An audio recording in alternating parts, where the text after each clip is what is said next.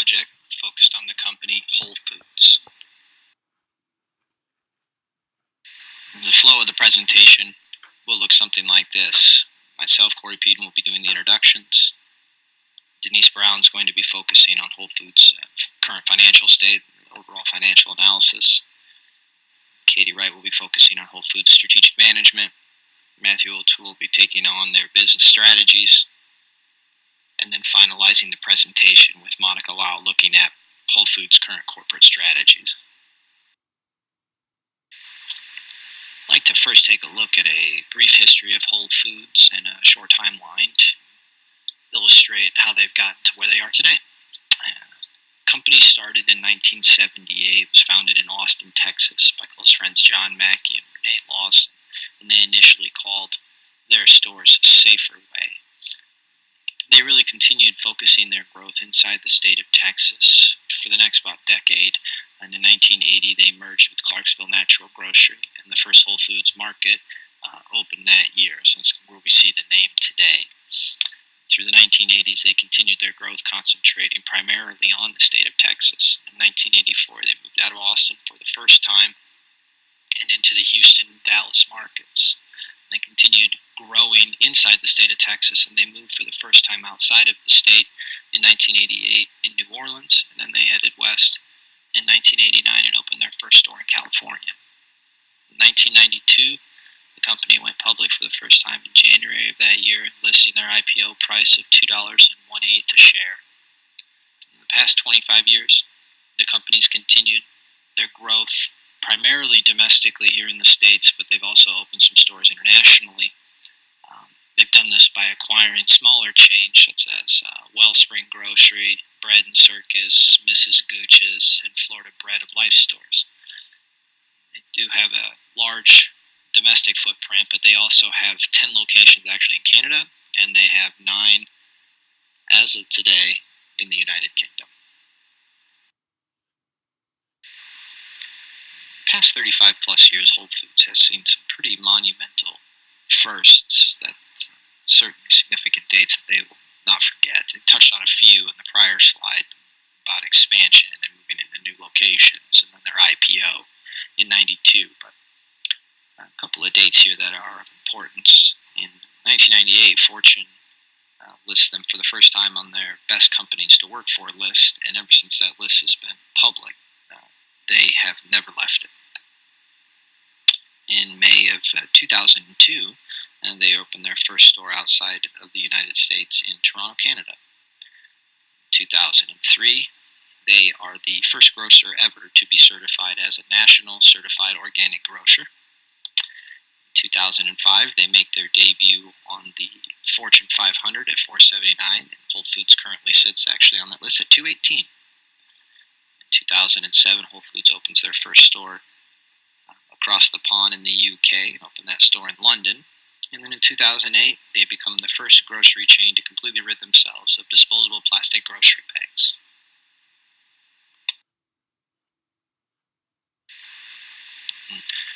The brief timeline and all of the firsts that Whole Foods has experienced in the last 37 years has led them to here, where they have all in 434 locations across the world. And if you look in the past 37 years, that actually averages out to them adding about 1 store every calendar month.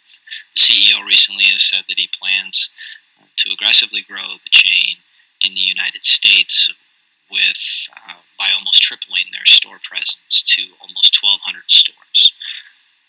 They are the 8th largest food and drug store in the country with over $14 billion in sales. They have over 91,000 employees that the company refers to as team members.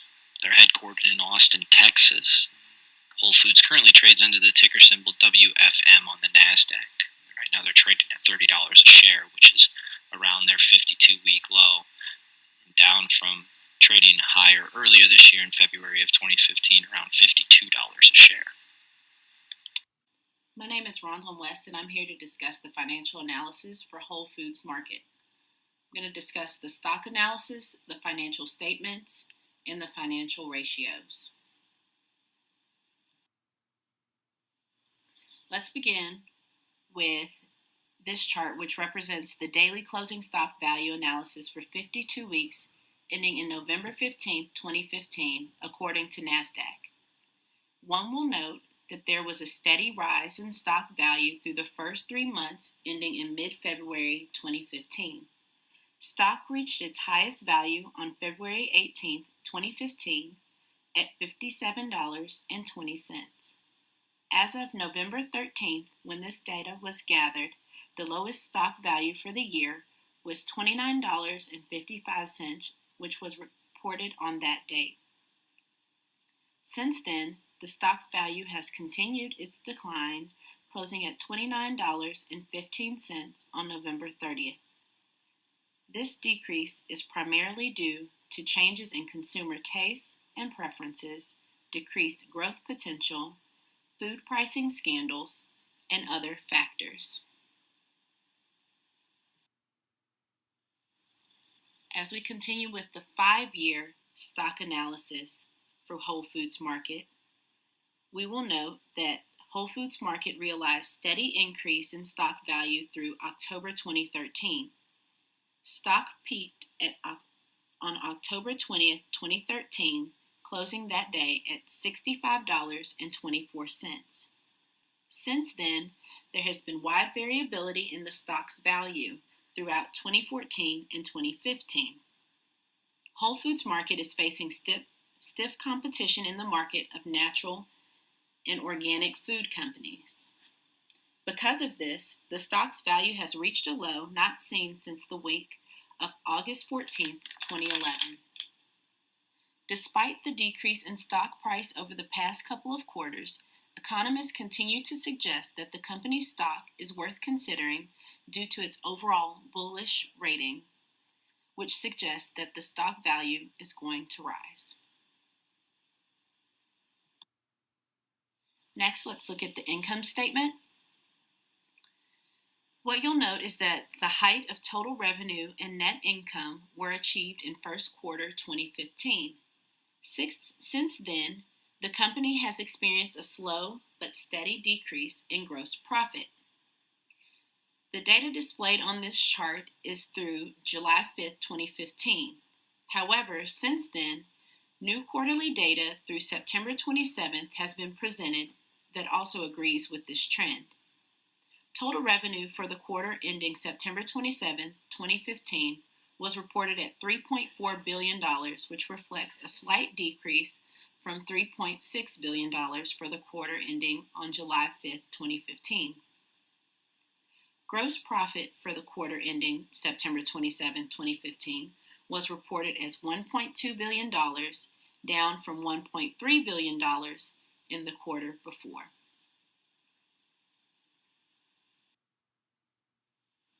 Next, let's take a look at the balance sheet, which displays what the company owns and what they owe. There are only a few things to note about Whole Foods Market's quarterly balance sheet presentation found here. First, let's note that they carry minimal liabilities on its books, meaning that the company does not owe much to outside parties. Also, let's note that the plant, property, and equipment values on the balance sheet are steadily increasing, which means that the company continues to invest in itself through capital investment. Lastly, let's take a look at the statement of cash flows. And the most important thing to note about this statement is that Whole Food Market over the past year has had a positive total cash flow from operating activities at the end of each quarter. Lastly, let's discuss financial ratios. I will discuss profitability ratios, liquidity ratios, and leverage ratios.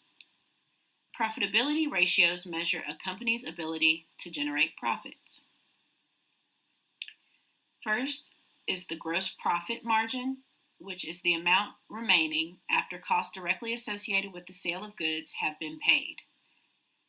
The gross profit margin does not account for overhead costs and must therefore be extremely positive to generate true revenue typically. A strong gross profit margin varies by industry. However, the average gross profit margin for a grocery store is around 20%, However, Whole Foods Market has a ratio of 35.6%, which suggests that Whole Foods Market should be quite profitable. As we continue, we'll evaluate the ratio of assets and the ratio of equity. The ratio of assets describes how much revenue a company generates per $1 of assets, or in other words, it measures a company's earnings in relation to all of its available resources. In turn, the return on equity determines how profitable a company is by comparing its net income to its stockholder equity and measures how much the stockholders earned on their investment. Currently, return on assets and return on equity are low for Whole Foods Market, indicating that their earning potential may not be getting maximized. In fact, they are well below the industry leader of Kroger, who has an ROA of 35.67%.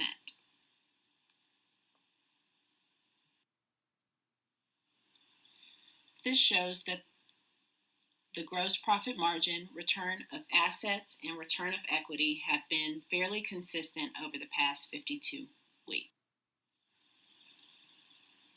Next, we'll discuss liquidity ratios. We have the current ratio, which is a company's ability to cover current liabilities with its current assets.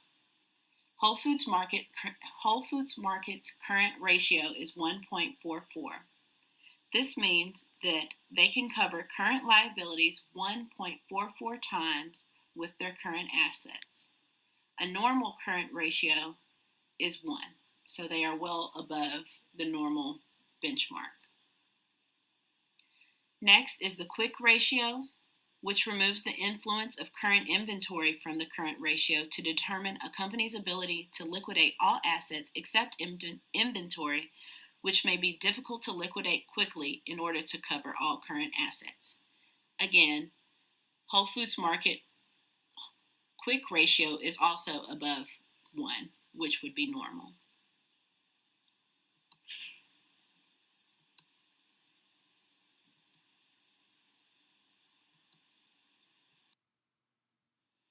Again, these have been fairly consistent over the past 52 weeks. Lastly, we'll discuss leverage ratios, which are used to measure how a company invests in its assets. This is also described as the amount of debt used to finance a firm's assets. A good debt ratio for a company is generally less than 26%. However, Whole Foods Market has a debt ratio of 32%.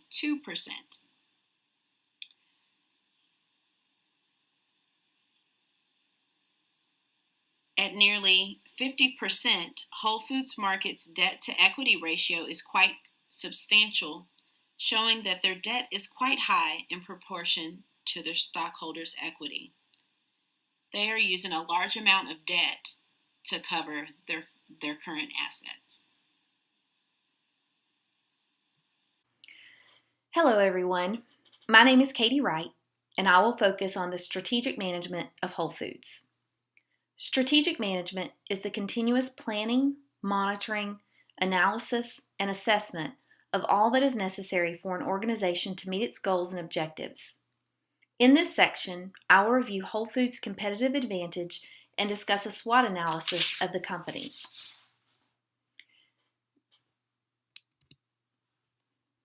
The strategic management process begins when a firm defines its mission. Whole Foods expresses its mission statement through its core values, which are to sell the highest quality natural and organic products available, satisfy, delight, and nourish customers, support team member excellence and happiness, create wealth through profits and growth, serve and support local and global communities, practice and advance environmental stewardship, create ongoing win-win relationships with suppliers, and to promote the health of stakeholders through healthy eating education.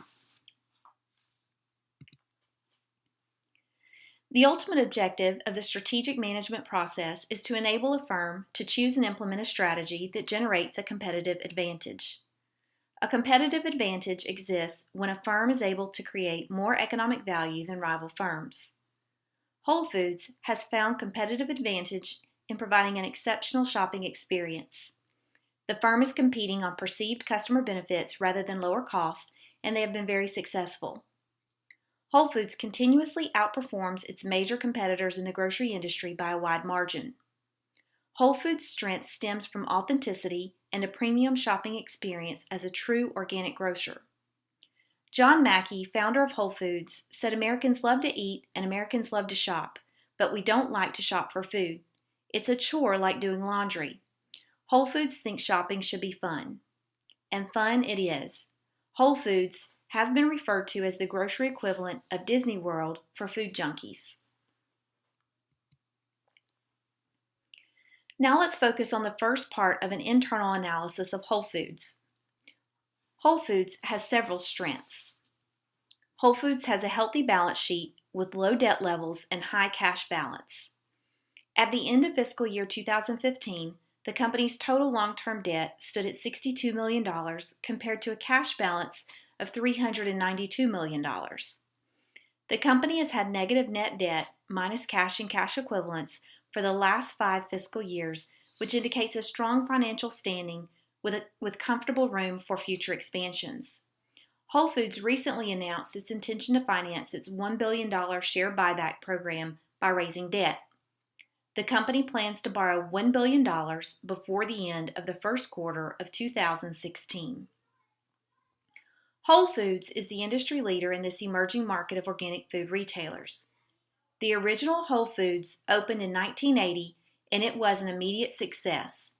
Demand for organic food has been rising at a much faster pace than the broader food industry, which is a fairly mature industry. This has enabled Whole Foods to expand aggressively since going public. The company now has more than 400 stores in the U.S. and Canada. Excellent customer service is a core competence for Whole Foods. The firm has included this in their core values and aim to satisfy, delight, and nourish customers. And lastly, the strong company culture at Whole Foods is a definite strength.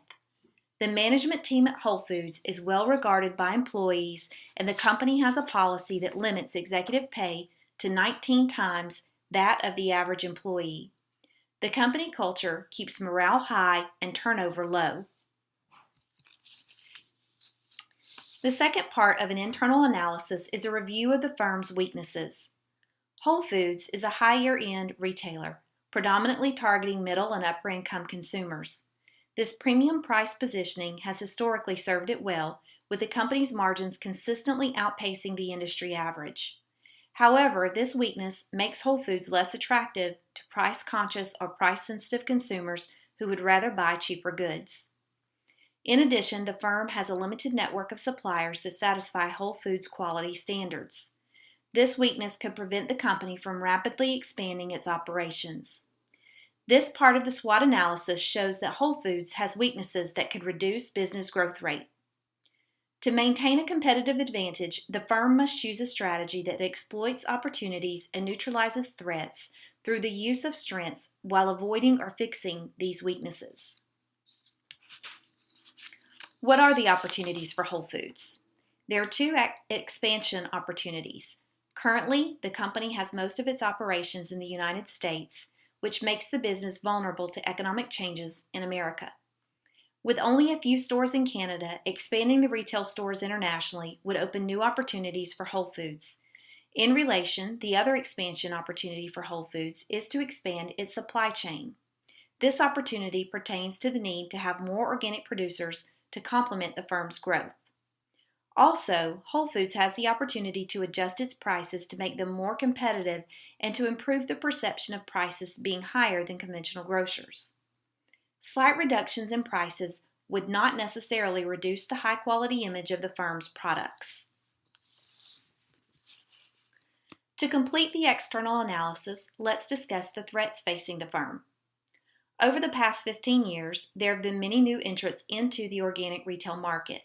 Conventional supermarket chains and mass merchants and local mom and pop grocers are increasingly stocking organic and natural food items. This stiff competition could force Whole Foods to reduce prices further. A current threat to the firm is the concern about product quality that has risen from several recent negative events that were highly publicized. The management team of the firm have attempted to be transparent and apologize for these mistakes.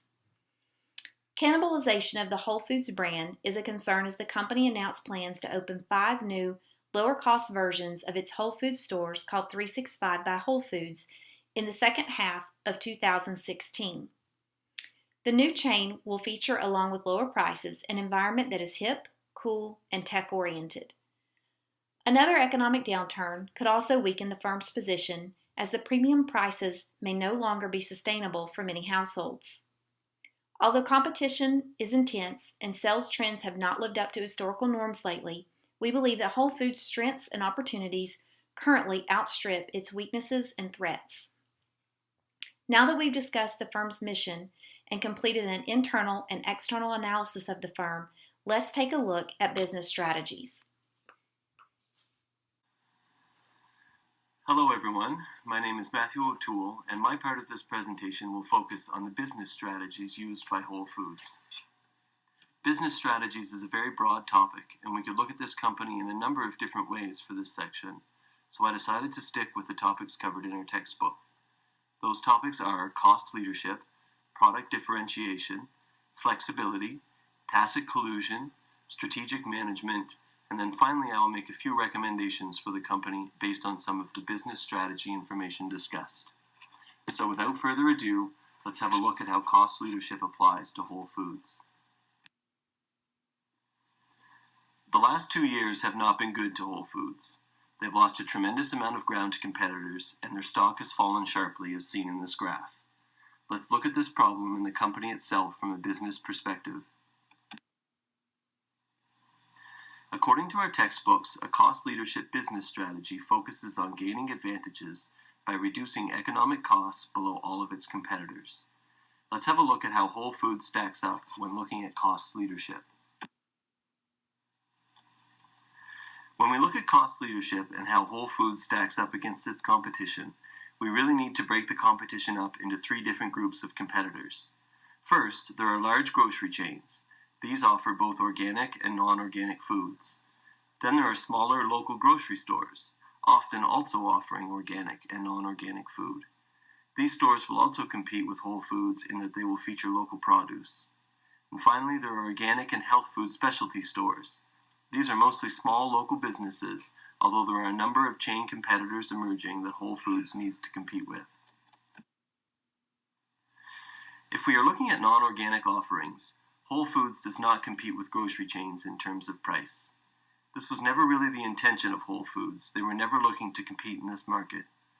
Organic food comes with a higher price tag. That's a well-known fact. There are a few examples of some staple foods listed on this slide, and you can see that the organic foods can be more than double the price of regular food.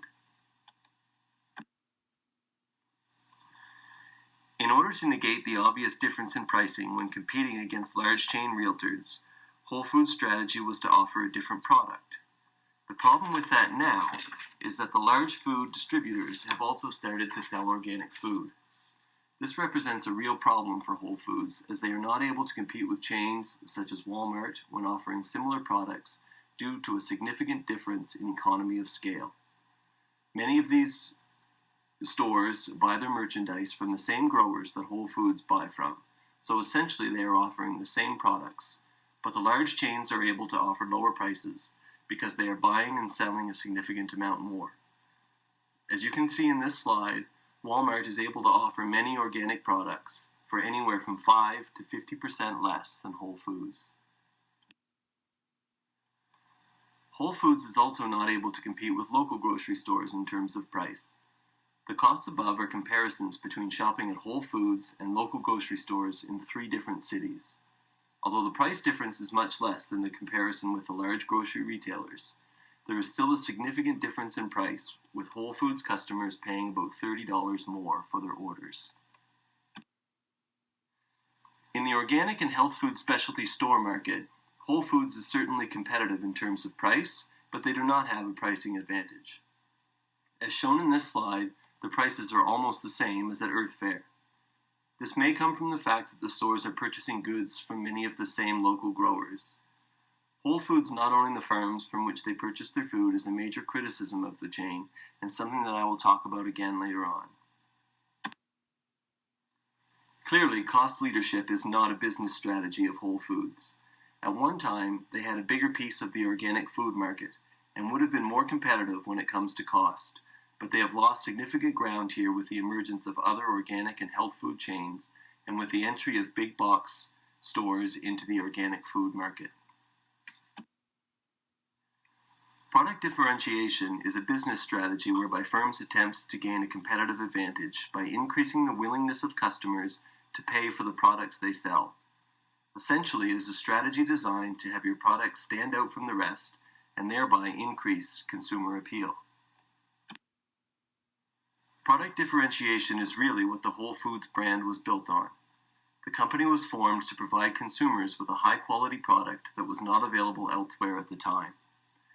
In the 70s and 80s, the use of chemicals in farming and the negative effect that those chemicals had was starting to become something that consumers were aware of, and Whole Foods was created to offer products that were more natural and therefore healthier.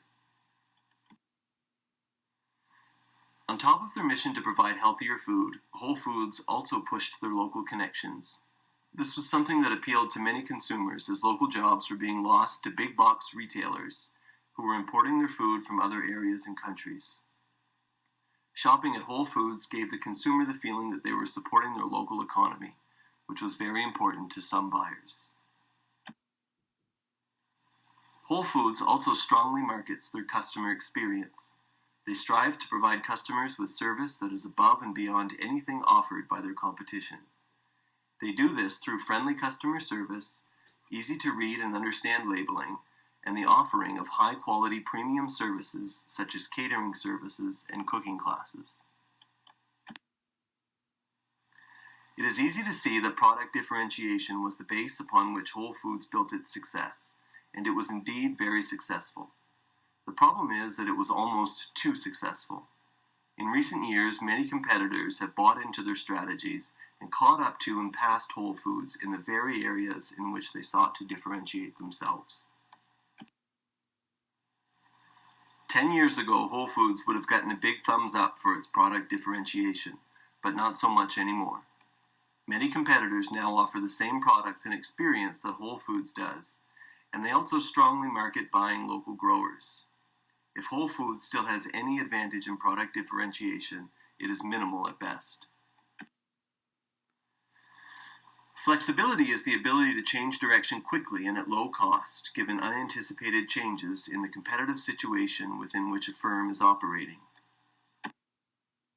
Our textbook talks about 6 options with flexibility: the option to defer, the option to grow, the option to contract, the option to shut down and restart, the option to abandon, and the option to expand.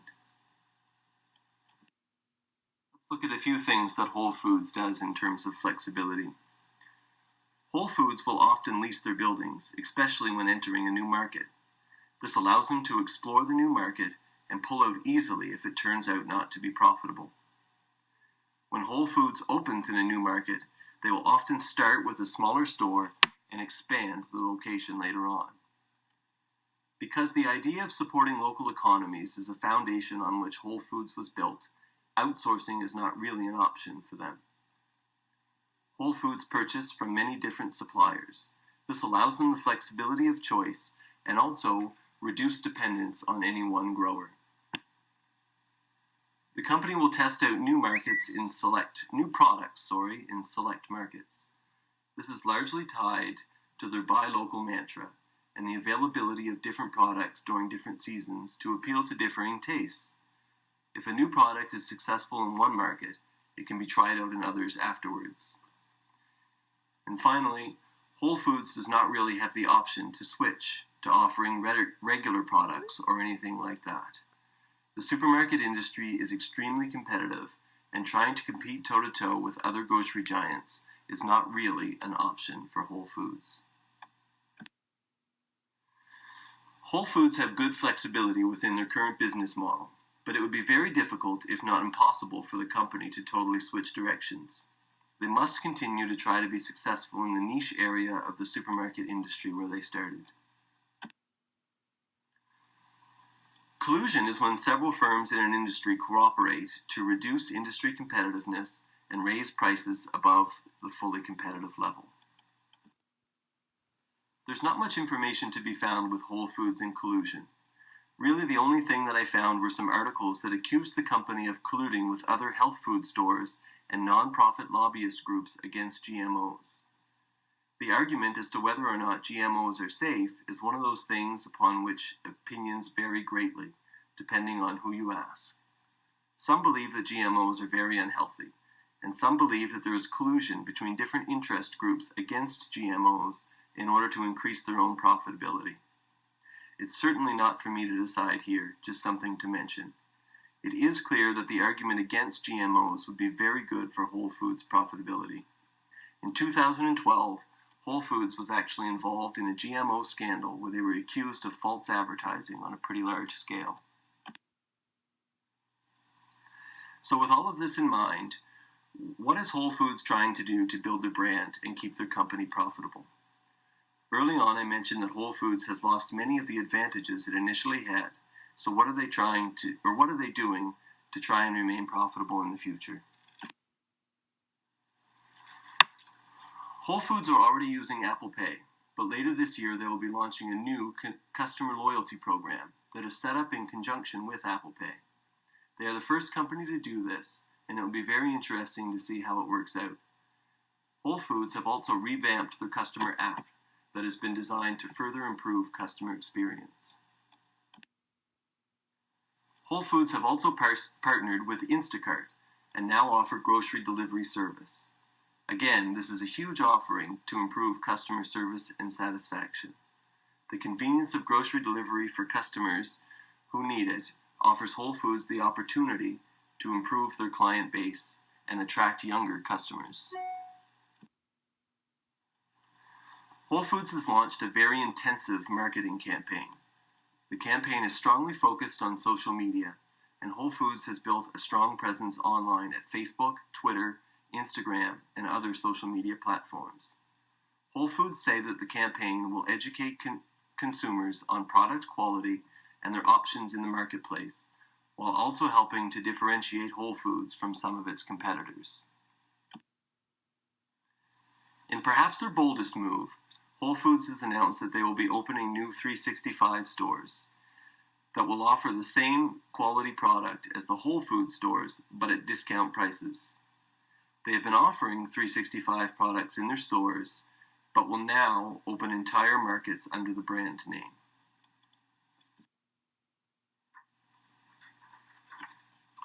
Recommendations. The recommendations that I would have for this company actually follow along with what they're already doing to try and improve. I believe that some of the strategies Whole Foods has put out are strong ones and probably give them the best chance at survival in the future. First off is the social media presence that should continue to be developed. This is a great way for Whole Foods to tie into that kind of hip, young crowd that are mostly looking for organic foods. They should also continue improving loyalty program and their customer app. They already have a customer app, but it focuses mostly on recipes and stuff like that. The new customer app is going to be designed to be a digital hub that will link up their Apple Pay as well as their loyalty program and still keep them in touch with things like product information. And finally, and perhaps I think their biggest risk, but also something that they need to do, is continue the test market with the 365 stores. There are some people who believe that this is a bad idea for Whole Foods and that by offering products at lower prices, they're actually going to hurt the brand that they've worked so hard to build. But I think that in order for them to be successful in the future, it has to be something that works. So they should continue with that moving forward. And that will do it for this part of the presentation. Thank you very much. My name is Monica Lau, and I will be reviewing the corporate strategy of Whole Foods Market and also providing some recommendations. Some current issues for Whole Foods include increased competition with other organic supermarkets such as Sprouts, Mother's Market, and even Walmart. Whole Foods has high prices for the products offered, and customers have become very price sensitive and are starting to choose other more cost-effective options. They have received negative media attention from importing products from China.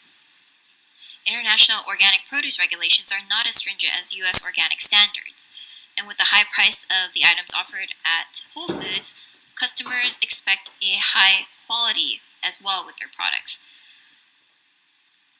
China has had some food scandals in the past, and importing products from China does not sit well with many of the customers. Current litigations involving overcharging customers for prepackaged foods. The price charged to the customer was based on a higher weight than the true weight of the product, and the customers began to notice, and many litigations were filed against Whole Foods.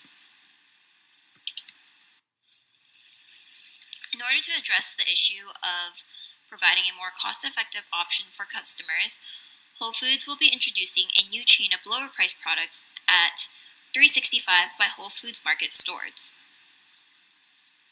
They have already signed 8 leases for these new 365 stores, slated to open in 2016. They are planning to open up to 10 365 stores in the 2017 fiscal year. These 365 stores will offer lower prices, and they are also designed to reach a broader customer base with value-oriented products.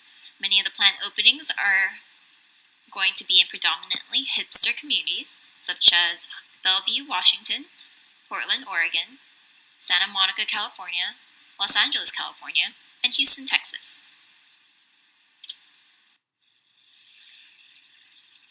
This new chain of stores will address the issue of providing cheaper products for more cost-conscious customers, and they're meant to be a viable alternative to customers of Trader Joe's, Sprouts, and Walmart, but they may end up becoming the best alternative for those that shop at Whole Food Market stores. Ultimately, this new chain of stores may end up competing against and cannibalizing the revenue from these flagship stores. The new chain does not offer better product differentiation and are supposed to be the same quality standards as of higher price items at Whole Foods Market stores.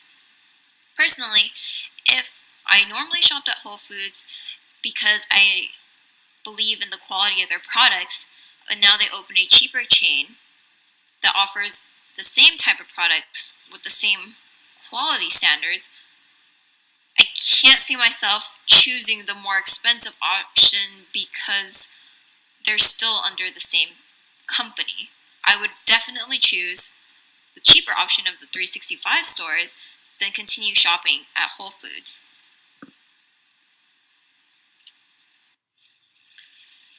An alternative approach to opening these 365 stores would be to copy strategies from other successful competitors like Trader Joe's.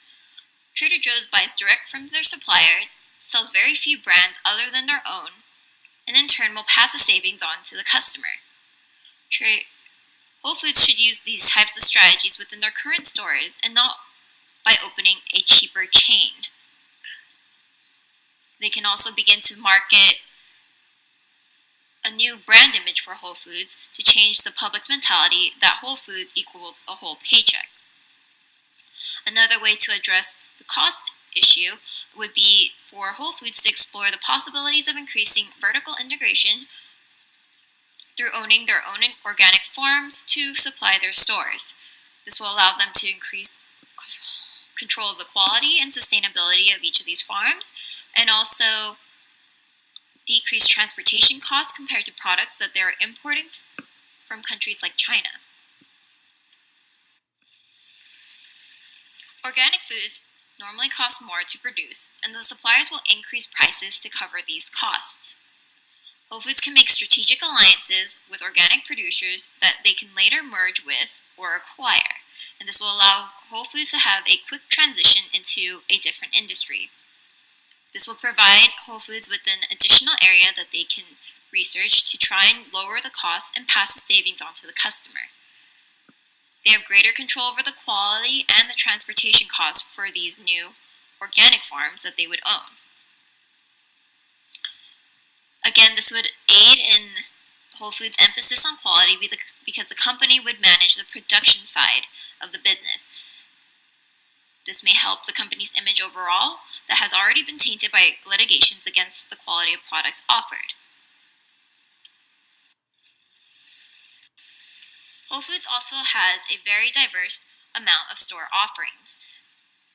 They include things like a lifestyle store that offer eco-friendly designer clothing for men, women, and children, and home goods, a wellness club that provides educational classes to help individuals make informed decisions about living a healthier lifestyle, alongside some fitness and yoga classes, a supper club that provides cooking classes for creating healthy meals, full-service sit-down restaurants, a juice bar, and a bar that serves coffee, tea, kombucha on draft, beer, and wine. Whole Foods has great offerings at all different locations that help to diversify the business. Unfortunately, they need to increase the marketing efforts to educate the public about the different offerings of these different locations. I personally had a very hard time finding all the additional services offered by Whole Foods Market on their website. Many of the items I listed on the previous slide were things I heard about by word of mouth. Any potential customers are unlikely to discover these services if they never set foot in a Whole Foods Market store or if they never interact with people that normally shop at Whole Foods. Whole Foods can also start to research which are the best performing additions and slowly incorporate them into other stores. As they continue to do well at the other locations, the additions can become a standard for all stores.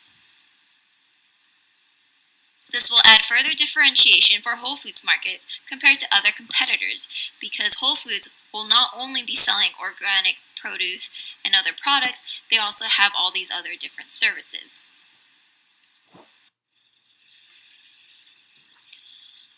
Internationally, Whole Foods has stores in Canada and the United Kingdom. They are currently focused on Canada and plan to increase the number of stores from single digits to more than 30. They have noticed that the demand for organic produce is increasing in Canada, and there is not much competition within the country yet, as compared to the large amounts of competition within the US domestic market. By expanding the number of stores in Canada, Whole Foods can increase their stronghold of the organic produce market and possibly withstand a future influx of competition. One primary strategy Whole Foods should use is to address any main issues currently facing the domestic market in the international market early on, such as the high cost of products and the quality of products. If Whole Foods can address these issues now and start on a good foot, they should have a better stand in the market once other stores start to creep into the market to steal their customers.